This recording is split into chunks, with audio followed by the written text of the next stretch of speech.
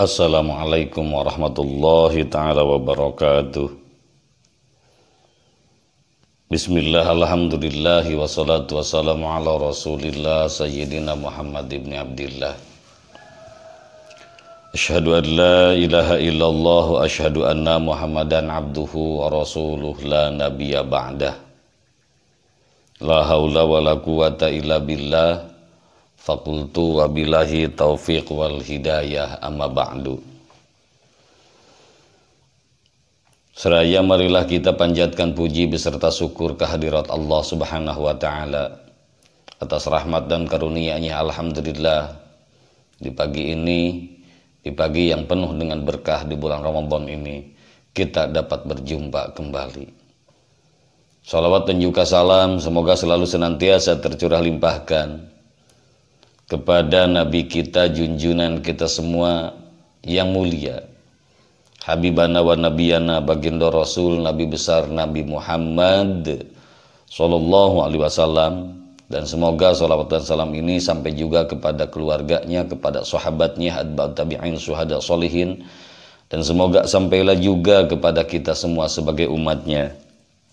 Di dunia ila yaumil jaza, kita semua mendapatkan syafaatul uzma'nya. Amin ya Allah ya Rabbal Alamin.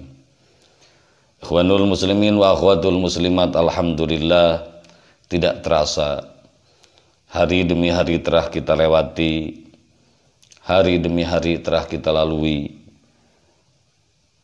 dengan penuh kesabaran, dengan penuh ketaatan, dengan penuh ketawakalan.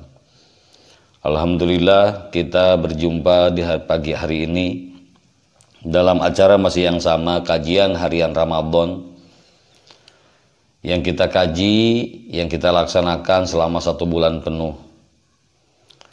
Insya Allah ini menjadikan kemanfaatan, kemaslahatan bagi kita semua, khususnya bagi saya sendiri. Amin ya Allah ya Rabbal Alamin. Para jamaah yuhanul muslimin wa akhwatul muslimat rahimakumullah. Dalam setiap kehidupan manusia, siapapun itu manusianya, tetapi yang termasuk dengan mukmin, dengan muslim, dari mulai yang kecil sampai yang dewasa, sampai yang tua sekalipun, tentunya mengharapkan sesuatu ridho daripada Allah subhanahu wa ta'ala. Namun ketika kita meraih ridho daripada Allah itu, meraih cintanya Allah itu, meraih kasih sayangnya Allah itu yang sesungguhnya, itu sangat sulit ketika kita laksanakan, ketika kita jalankan. Namun walaupun sulit, walaupun susah, banyak jalan, banyak cara untuk meraih ridhonya, untuk meraih kecintaannya daripada Allah subhanahu wa ta'ala. Oleh karenanya, seperti beberapa pembahasan yang kemarin, kita membahas terkait masalah iman, Islam, dan juga ihsan. Tentang iman, tentang Islam telah saya sampaikan juga di kajian sebelumnya.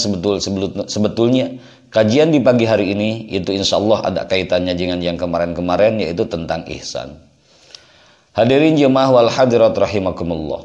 Rasul sallallahu alaihi wasallam, Nabi kita, pada satu hari pernah ditanya oleh seseorang laki-laki.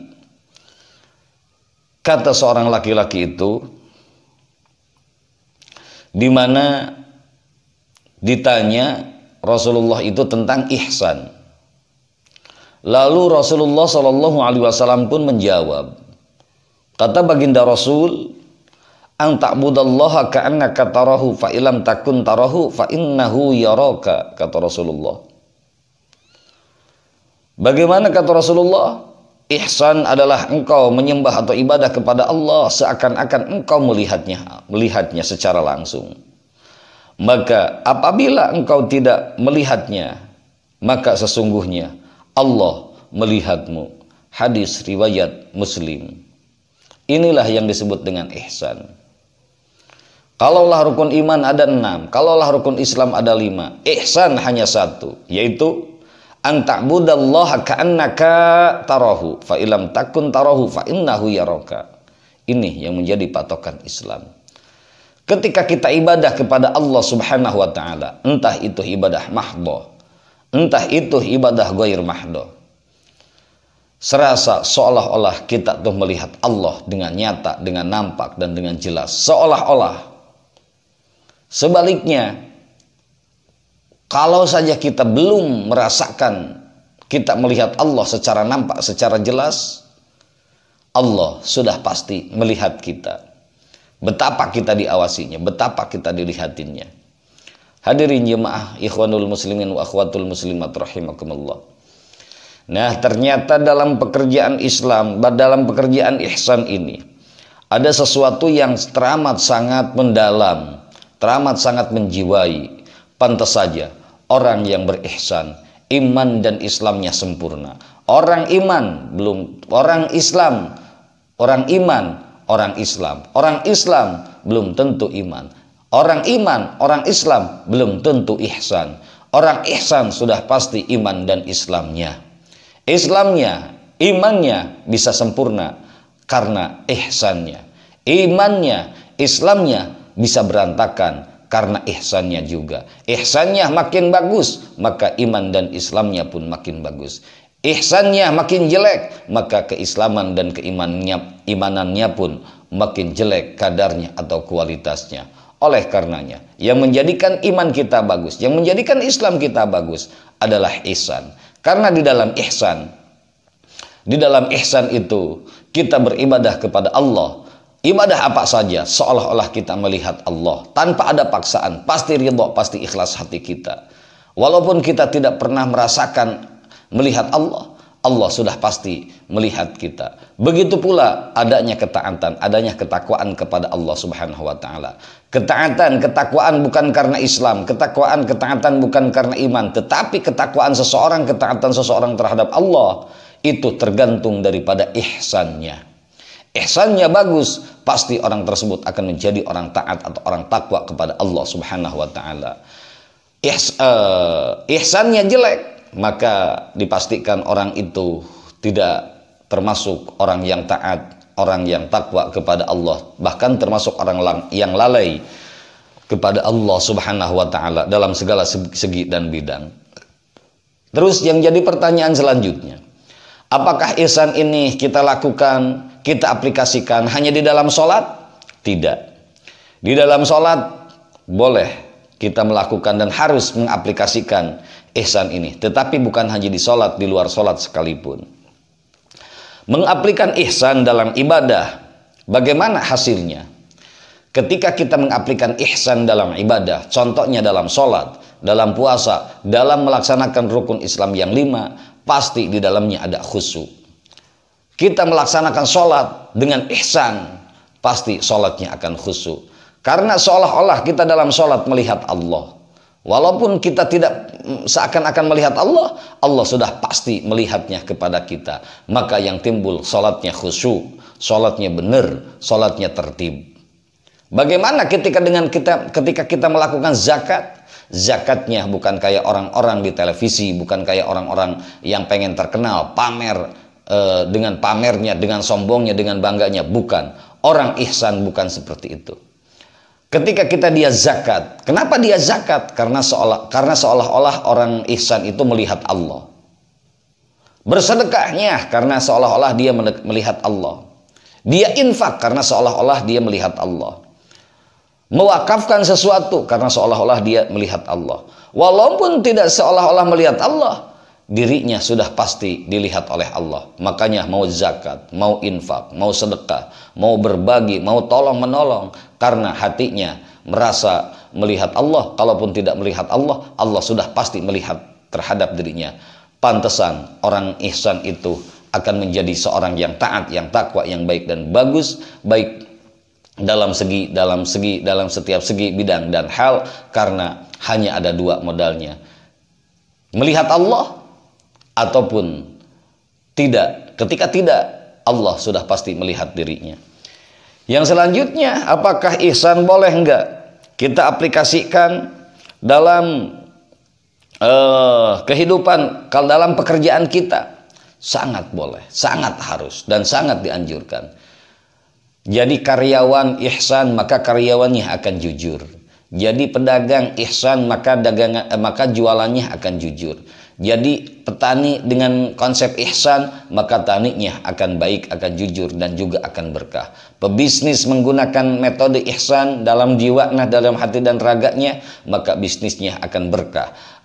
Apapun itu yang dilakukan, dengan usaha yang kita jalankan, dengan bisnis yang kita jalankan, dengan kerja yang kita jalankan, apapun itu tanpa terkecuali, insya Allah semuanya akan selamat, akan baik, akan berkah. Kenapa? Karyawan kalau ada ihsan dalam hatinya, pasti dia tidak akan korupsi. Tidak akan korupsi waktunya, tidak akan korupsi apapunnya. Pejabat apalagi. Kenapa pejabat korupsi? Kenapa pemimpin-pemimpin banyak yang korupsi? Karena tidak ada ihsan dalam hatinya. Karena tidak ada ihsan dalam jiwa dan raganya. Makanya dia jadi maling. Tapi kalau ada ihsan, mau maling, kita seolah-olah melihat Allah, pasti tidak akan berani untuk melakukan hal buruk, hal jelek. Karena kita seolah-olah melihat Allah. Kalaupun kita tidak, dalam hati kita punya pikiran, Allah sudah pasti melihat kita. Insya Allah terhindar dari sesuatu kejelekan, dari sesuatu keburukan. Tanamkan dalam hati ihsan. Apa itu? Kita ibadah seolah-olah kita melihat Allah. Walaupun kita tidak melihat Allah, sudah pasti Allah melihat kita. Dan ihsan ini kita aplikasikan, kita terapkan, kita laksanakan dalam setiap segi, jenis, bentuk, dan bidang. Dalam ibadah sholat, dalam ibadah puasa, dalam ibadah zakat, dalam ibadah haji, pakai konsep ihsan, maka akan dikabul. Karena yang akan timbul ibadahnya pasti dengan ikhlas, dengan ridhonya. Ketika berumah tangga, dalam rumah tangganya, baik suami maupun istrinya, suaminya menggunakan konsep ihsan, istrinya pun mengaplikasikan konsep ihsan, maka rumah tangganya akan selamat dan juga bahagia. Di sisi lain akan berkah, akan menghasilkan keturunan-keturunan yang solih dan solihah karena ihsan di dalamnya. Suami istri mau berbicara kasar kepada suami, tidak jadi, karena seolah-olah dia melihat Allah. Kalaupun tidak melihat Allah, sudah pasti Allah melihat dirinya. Ketika itu tertanam, maka yang namanya pertengkaran yang berujung kepada kekasaran itu tidak akan sampai. Tidak akan. Anak ngelunjak terhadap orang tua tidak akan kesampaian. Kalau dalam hati dan pikiran anak seolah-olah dia melihat Allah, kalaupun tidak melihat Allah, Allah sudah pasti melihat dirinya. Pasti akan bisa menjaga, pasti akan bisa mengerem dari sesuatu kejelekan, sayyi'ah, keburukan terhadap dirinya. Dalam bertetangga pun demikian, dalam bermasyarakat pun demikian, dalam segala segi dan bidang pun akan menjadikan bagus. Karena ketika kita mau berbuat jelek, mau berbuat salah, mau berbuat dosa, akan malu karena kita seolah-olah melihat Allah. Walaupun kita tidak melihat Allah, Allah sudah pasti melihat kita. Pasti selamatnya orang yang ihsan, pasti bahagianya orang yang ihsan, pasti berkahnya hidupnya orang yang ihsan. Inilah ihsan. Dan kita harus mampu menjadi orang ihsan. Step by step, sedikit demi sedikit. Mulai dari sekarang, mulai dari diri sendiri, mulai dari hal yang kecil. Tumbuhkan rasa antak budallaha ka'annaka tarah, dan tumbuhkan fa'ilam takun tarahu fa'innahu yaraka. Tumbuhkan itu dalam hati, tumbuhkan itu dalam pikiran. Harus meresap ke dalam diri, jiwa dan raga kita. Di mana kita ibadah atau kita menyembah Allah seolah-olah kita melihat Allah. Walaupun tidak, Allah sudah pasti melihat kita. Itu harus tertanam dan itu harus terkubur dalam jiwa dan raga kita. Agar kiranya kita menjadi orang taat kepada Allah, orang ikhlas kepada Allah, orang yang ridha kepada Allah subhanahu wa ta'ala. Kebanyakan kenapa orang membangkang Allah?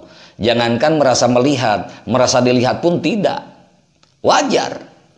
Orang celaka wajar. Maling. Kenapa dia bisa korupsi? Karena dia hidupnya tidak pernah melihat Allah, seolah-olah tidak pernah melihat Allah, dan tidak merasakan Allah itu melihat dirinya. Makanya jadi seperti itu. Wajar, celakalah bagi yang orang tidak ihsan. Kesimpulannya, ihsan itu yang menjadikan iman dan Islam kita sempurna. Ihsan pula, kalau tidak ada ihsannya dalam hidup kita, niscaya Islam kita, iman kita tuh lemah.